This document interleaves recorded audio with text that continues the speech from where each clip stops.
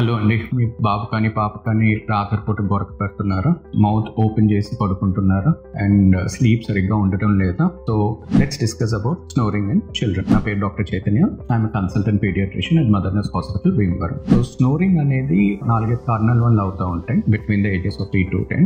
ఒకటి ఏమన్నా nose block ఉండొచ్చు. సెకండ్ ఎడినోటాన్సిలైటిస్ అంటాం. సో ఎడినాయిడ్స్ అనేది ఒక చిన్న ఆర్గన్ అండి, నోస్ లోపల ఉంటుంది ఎయిర్వేలో. అది అప్పుడప్పుడు కొంతమంది పిల్లలకి అలర్జీ వలన ఇన్ఫెక్షన్ వలన వాసిపోతూ ఉంటుంది, ఇన్ఫ్లేమ్ అయిపోయి పెద్దదైపోతుంది అండ్ నోస్ ని లోపల నుంచి బ్లాక్ చేసేస్తుంది. సో అలాంటప్పుడు ఏం చేస్తారు అంటే పిల్లలు స్నోర్ చేయడం మొదలెడతారు, గొరక పెట్టడం మొదలెడుతూ ఉంటారు. ఊపిరి తీసుకోవడానికి మౌత్ ఓపెన్ చేసి ఊపిరి తీసుకుంటూ ఉంటారు. పడుకుంటున్నప్పుడు కొంచెం ఇలా వెనకాలకి మెడని వెనకాల పెట్టుకుని పడుకుని ఉంటారు. ఓపెన్ నోట్ నుంచి మనకి సలైవా ఎక్కువ రావచ్చు. వీళ్ళకి స్లీప్ సరిగ్గా ఉండదు. నెక్స్ట్ డే పొద్దున్న కొంచెం స్లీపీగా ఉండొచ్చు. సో ఎడినోటాన్సిలైటిస్ కి యూజువల్ గా ఒక ఎక్స్రే తీయాల్సి వస్తుందండి సైడ్ నుంచి. దాంట్లో మనకి తెలిసిపోతుంది సైజ్ ఆఫ్ ద ఎడినాయిడ్స్ ఎంత ఉంది. ఇప్పుడు మైల్డ్ గా ఉంటే ఎడినాయిడ్స్ మెడికల్ థెరపీ సరిపోతుంది, స్ప్రేస్ తో కొంచెం దాన్ని కంట్రోల్లో ఉంచొచ్చు.